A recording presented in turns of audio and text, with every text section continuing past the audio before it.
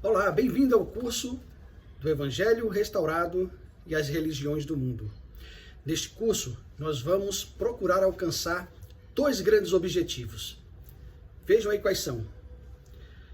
Nosso objetivo no curso é aumentar a compreensão e convicção das características únicas e da missão divinamente atribuída à Igreja de Jesus Cristo dos Santos dos Últimos Dias, além de expandir a consciência de um respeito por outras tradições e organizações religiosas.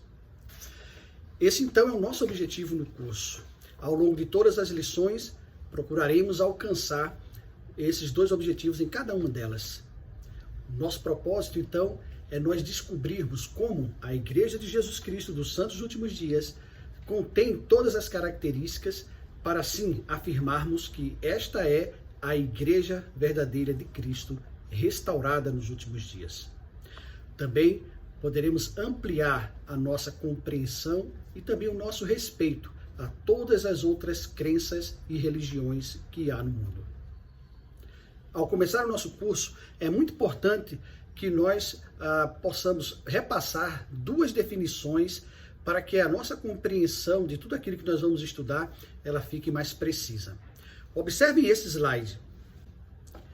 Nós vemos nele aqui algumas definições importantes, para que a gente possa entender a diferença entre igreja e religião dentro do contexto do que nós vamos estudar. A palavra igreja tem várias conotações. Ela pode se referir a uma determinada religião, uma denominação, uma congregação, um lugar de adoração ou simplesmente a uma reunião de pessoas. É assim que nós encontramos a palavra igreja nas escrituras, nós temos alguns exemplos, inclusive aí no slide, coloquei dois deles, você pode observar. Primeiro, Nefe 4, 22 e 26, quando Nefe ele está pegando as placas de Labão, e aí ele vai falando com o servo, ele imita a voz de Labão e diz, olha, me acompanha, vocês lembram lá? E Zorã diz lá nas escrituras, pensando que Nefe se referia aos irmãos da igreja, que ele tinha se reunido naquela noite. Então a gente vê aí uma referência, à palavra igreja para aquele grupo de anciãos judeus que estavam reunidos. Esse é um exemplo. O outro exemplo, você vê aí, primeiro Nefe 14, 10 e o 22, do 22 ao 23. Aquela passagem clássica, em que Nefe está nos ensinando a respeito das duas grandes igrejas que existiriam nos últimos dias, E não se referindo a uma religião em si, mas ele chama de igreja todas as crenças que não são ou que não estão de acordo com o Evangelho de Cristo, como a igreja do diabo, vocês lembram lá. E a igreja, toda a crença baseada em Cristo, que seria a igreja verdadeira, a igreja de Cristo. Então, igreja aí no sentido de crença, de evangelho, não é? Então tá aí dois grandes exemplos. Já quando nos referimos à religião, observa aí no slide que diz, quando nos referimos a uma religião, normalmente falamos de um credo específico, um conjunto ordenado de leis, doutrinas ou princípios que formam a base das crenças pessoais ou coletivas, na forma de uma igreja, Então, assim, quando a gente está falando de religião, estamos falando da crença em si. É assim que vamos nos referir durante as nossas aulas, tá bom? Bom, tem dois fatos importantes que eu gostaria que nós estivéssemos atentos. Olha aí no slide esses dois fatozinhos. O primeiro é que na maioria das vezes nas escrituras, especialmente no livro de Mórmon, quando se refere à igreja, quando eu falo assim, a igreja, está se referindo à igreja de Cristo. E um outro fato importante é que a estrutura organizacional da igreja varia nas várias épocas do mundo. A igreja de Cristo, ou o evangelho de Cristo, como ele foi estabelecido desde o início dos tempos, é bem variado. A gente pode ver, por exemplo, que logo no início de Adão e com os patriarcas, a igreja eram as famílias reunidas ali sob a direção de um patriarca, E aí passamos, por exemplo, na época de Moisés, aparece ali o tabernáculo como sendo um local, desmontável, né? Eles levavam, montavam, mas era um local agora físico, representando ali o centro da adoração do povo judeu, né? Aí, depois aí do Velho Testamento, entre o Velho e o Novo, né? Começando ali com Esdras, aquele profeta do Velho Testamento, que ensinava as Escrituras, né? Criou-se aí o hábito e aí de se ensinar as Escrituras para um grupo reunido, e aí surgem as sinagogas, por exemplo, né? Assim que quando Cristo nasce, é desse jeito, né? Ele vai até as sinagogas, enfim. E assim é, né? Com o passar do tempo, hoje nós na Igreja de Jesus Cristo Restaurada, nos reunimos, por exemplo, em capelas, e temos os nossos templos também, né? Como local físico de adoração, né? E essa ênfase, né, do estudo da família, reunião no lar, né? Então, assim, varia a configuração, a forma como eles se reuniam, né, para a adoração ao longo do tempo, ok? Mas o evangelho não muda, é o mesmo. O evangelho de Cristo é isso que a gente vai ver ao longo desse curso, ok? E essa verdade, né, de que o evangelho de Cristo, ele esteve estabelecido na terra em todas as épocas, nós podemos ver nessa citação do professor Turner. Observa aí no slide, o professor Rodney Turner, que é professor de escrituras antigas da BYU, ele disse o seguinte: a Igreja de Jesus Cristo foi estabelecida em todas as dispensações do Evangelho, desde os dias de Adão até a presente dispensação da plenitude dos tempos. Em sua totalidade, ele inclui todos os que foram chamados a sair do mundo e entrar no reino de Deus. Onde quer que fosse estabelecida, sempre o foi em virtude das mesmas chaves e poderes do sacerdócio de Melquisedeque, proclamando os mesmos princípios do Evangelho e administrando as mesmas ordenanças salvadoras. Essa é uma verdade que nós vamos perseguir ao longo de todo esse nosso curso. Vamos verificar que o Evangelho de Cristo é o mesmo Evangelho estabelecido desde Adão até os últimos dias, né? Nós vamos identificar que a Igreja de Cristo ela esteve presente, né? Exceto em alguns períodos da história, que nós vamos também verificar, mas que ela foi estabelecida e era fácil de nós identificarmos onde está a religião verdadeira de Cristo, né? Existem algumas chaves, alguns elementos chaves, e é isso que nós vamos começar a ver agora, tá? Observe esse próximo slide. Nesse slide, nós vemos aí o presidente Hinckley, em um discurso que ele deu, né, que está na Liahona, de fevereiro de 2004, as 4 pedras angulares da fé. O presidente Hinckley, nessa ocasião, ele está falando sobre a Igreja Restaurada de Jesus Cristo, né? E ele fala sobre 4 pilares da restauração que mostram que a Igreja de Jesus Cristo, dos Santos Últimos Dias, é a Igreja de Jesus Cristo restaurada na terra, verdadeira e viva, né? Então nós vamos dar uma olhada nesses 4 pilares e aí vamos identificar que esses 4 pilares, essas 4 bases, elas estiveram sempre presentes em todas as eras na religião ou na Igreja de Jesus Cristo. No momento em que Deus tinha uma relação com seus filhos na terra, desde Adão, sempre estiveram presentes esses 4 pilares. E eles estão presentes na Igreja de Jesus Cristo dos Santos Últimos Dias e em nenhum outro lugar, em sua totalidade. Vamos lá? Vamos começar com o primeiro? Veja esse slide. A primeira base da Igreja de Jesus Cristo é a fé em Jesus Cristo. Parece algo óbvio, mas não é. Para ser a Igreja ou o Evangelho de Jesus Cristo, em qualquer época, ele sempre esteve estabelecido na fé em Jesus Cristo e em nenhum outro homem ou em nenhuma outra coisa. A fé em Cristo é fundamental para identificarmos o Evangelho de Jesus Cristo verdadeiro. Veja o que disse o presidente Hinckley.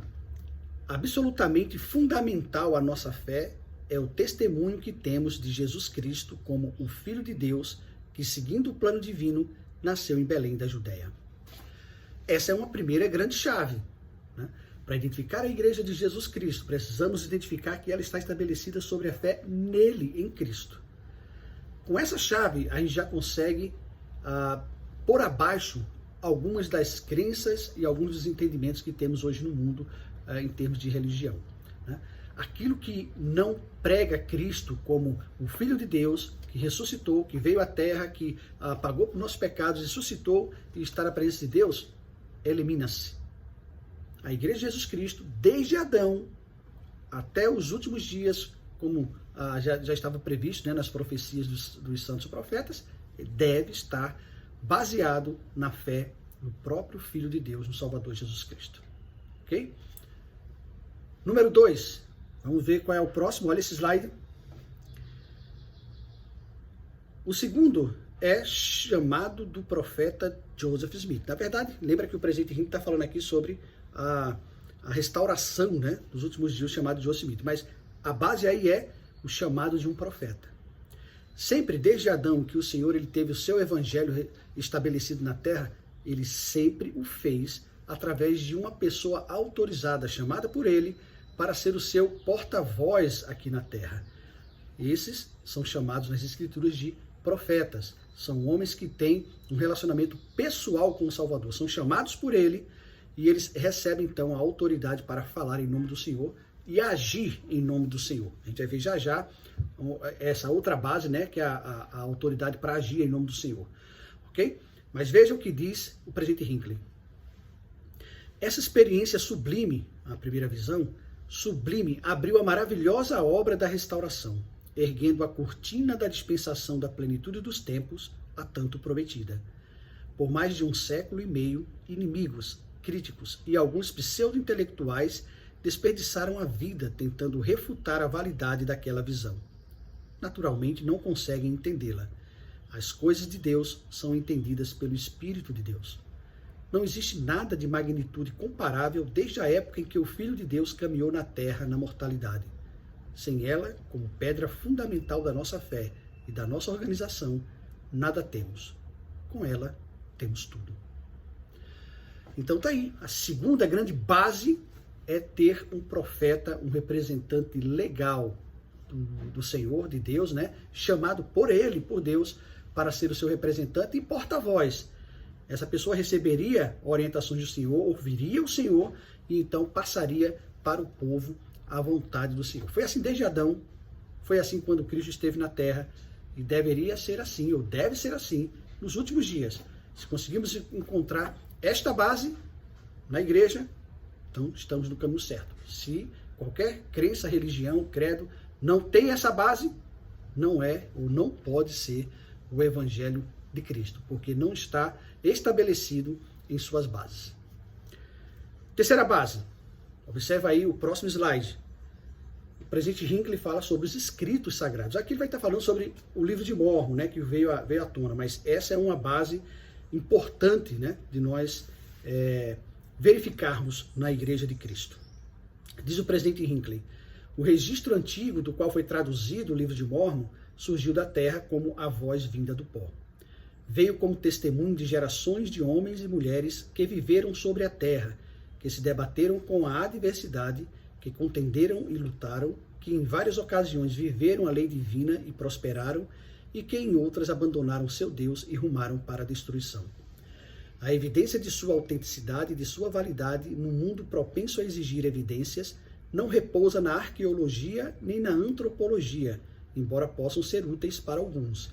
Não repousa na pesquisa filológica nem na análise histórica, embora elas possam confirmar a verdade.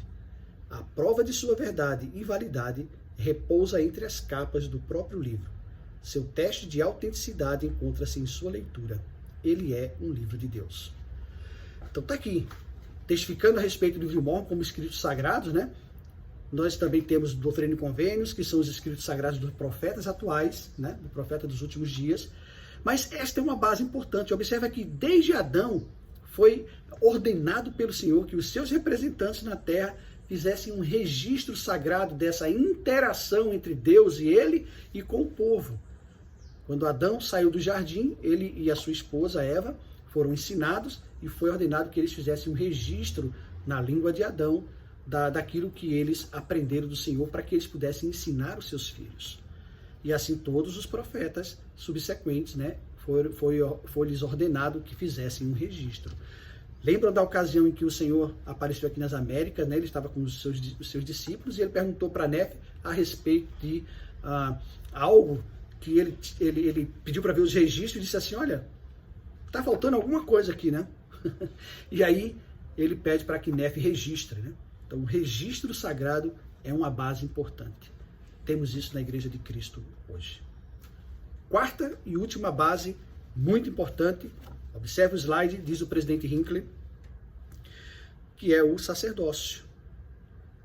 Paulo escreveu o seguinte a respeito do sacerdócio, abre aspas, e ninguém toma para si esta honra, senão que é chamado por Deus como Arão. Fecha aspas, Hebreus 5:4. Não a obtivemos por compra ou barganha. O Senhor concede-a a homens considerados dignos de recebê-la, independente da posição social, cor da pele ou do país em que vivem. É o poder e a autoridade para governar os negócios do reino de Deus. É concedido apenas pela ordenação, por imposição de mãos, por quem possua a autoridade para assim proceder. A qualificação para recebê-lo é a obediência aos mandamentos de Deus. Então está aí. A quarta e última base, uma das mais importantes para a gente identificar o Evangelho de Cristo em qualquer época do mundo, é a autoridade para agir em nome de Deus.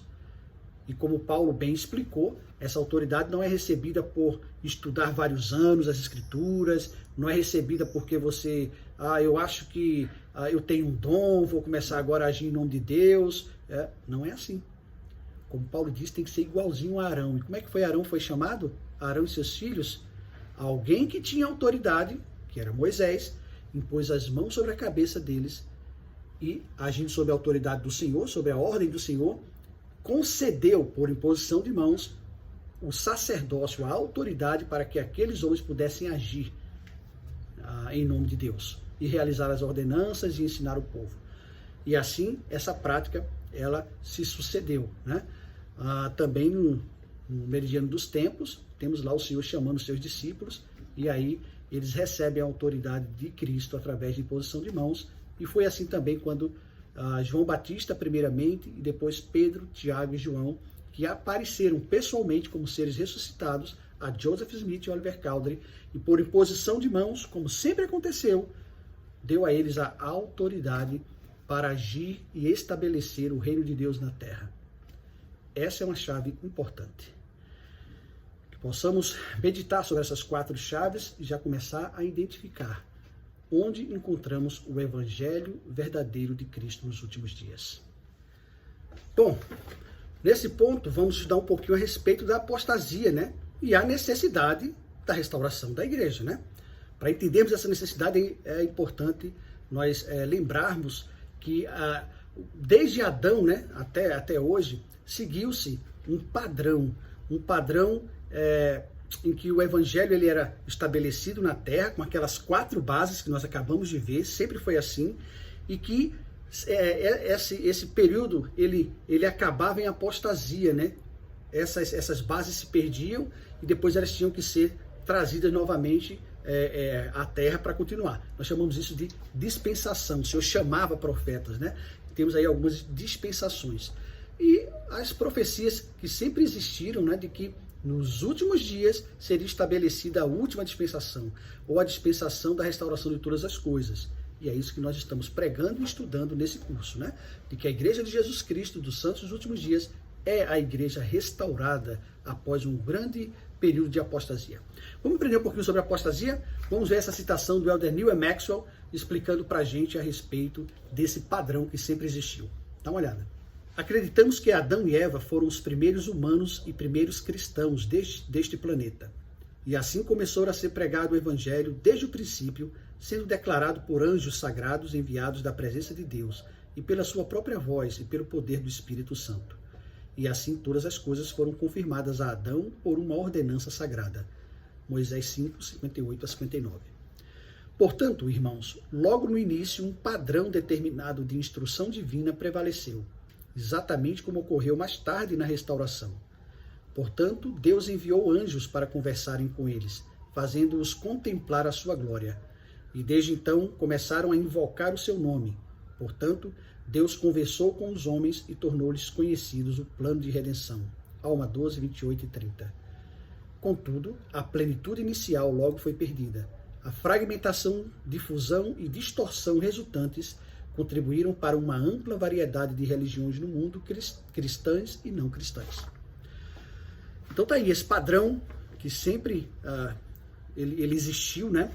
Ele teve um momento em que o padrão da queda do evangelho, da retirada do evangelho, seguiu-se de uma apostasia muito mais longa. Uma apostasia que ela foi prevista nos escritos antigos e que ela duraria muito tempo e seria uma apostasia geral. No mundo inteiro não se encontraria o evangelho de Cristo na terra.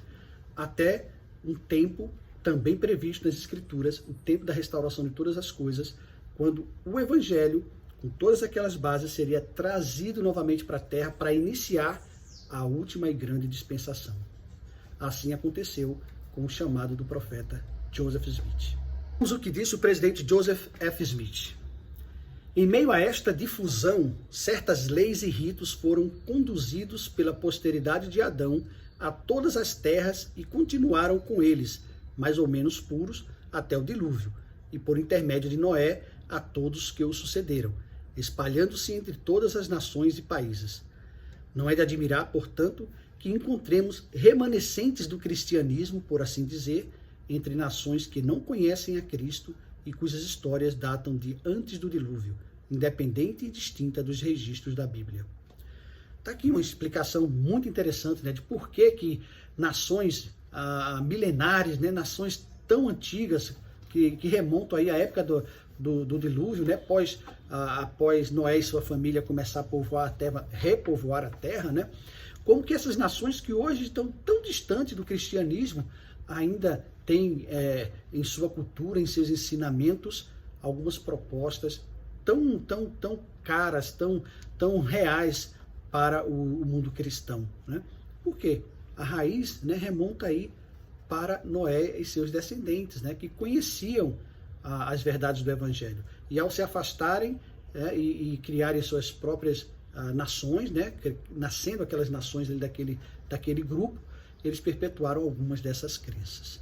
Bom, esse padrão de apostasia, como já disse, ele foi acontecendo ao longo dos tempos, e aí chegamos a esse grande período da apostasia final, ou essa grande apostasia, e o presidente Nelson nos ensina o seguinte: essa grande apostasia seguiu o padrão que encerra cada dispensação anterior. A primeira de todas foi na época de Adão. Depois vieram as dispensações de Enoque, Noé, Abraão, Moisés e outros. Cada profeta tinha um encargo divino de ensinar sobre a divindade e a doutrina do Senhor Jesus Cristo. Em cada era, esses ensinamentos visavam ajudar as pessoas, mas sua desobediência resultou em apostasia.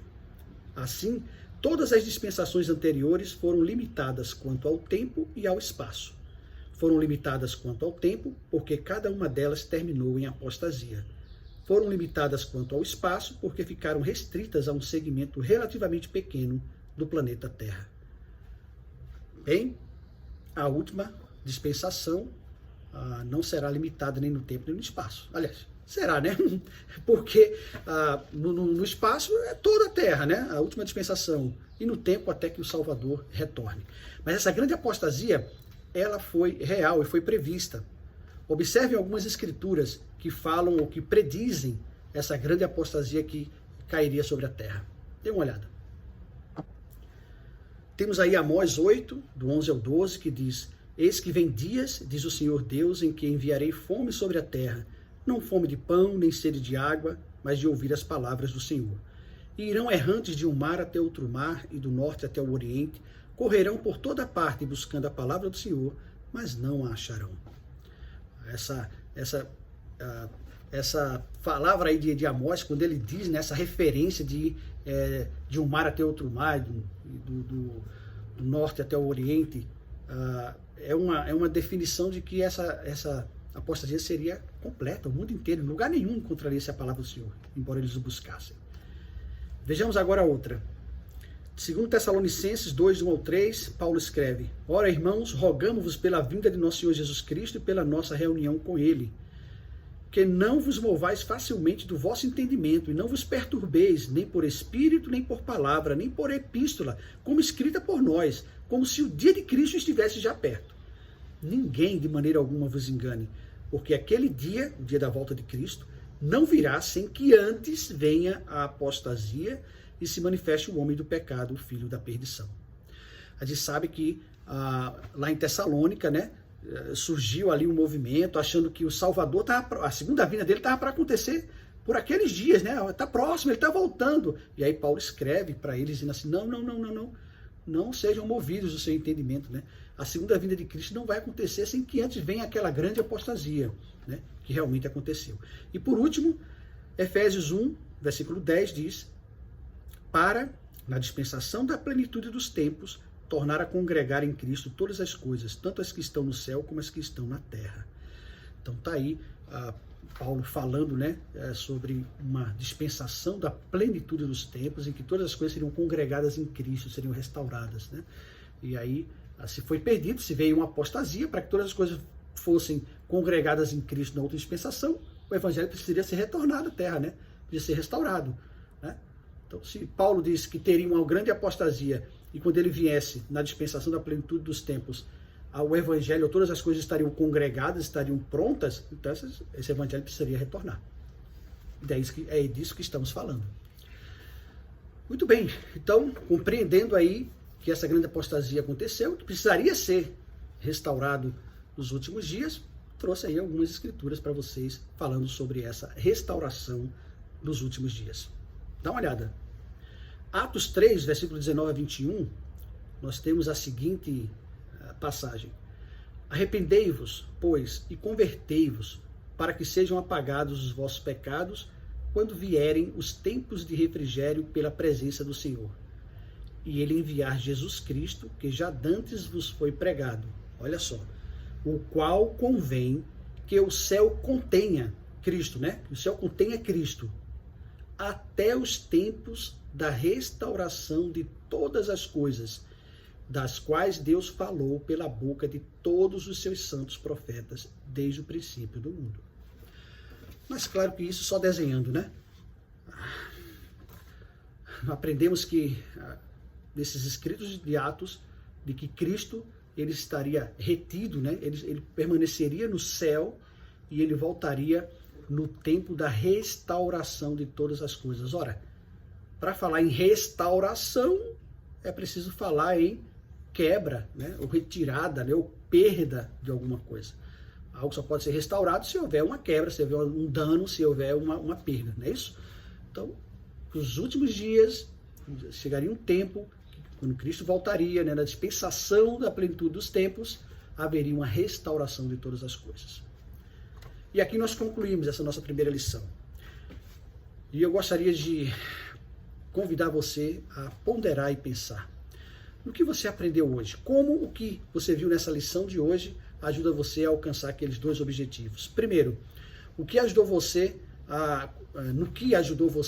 a aumentar a sua compreensão da veracidade do Evangelho de Jesus Cristo na Igreja Restaurada. E 2, como essa lição de hoje ajuda você a aumentar a sua compreensão e o seu respeito pelas crenças e religiões do mundo. Manda um áudio para mim, falando sobre a sua experiência nessa aula, o que você aprendeu, e isso será parte da aula, né, online. É com isso que nós vamos então colocar a sua reposição, tá bom? Um abraço, até a próxima.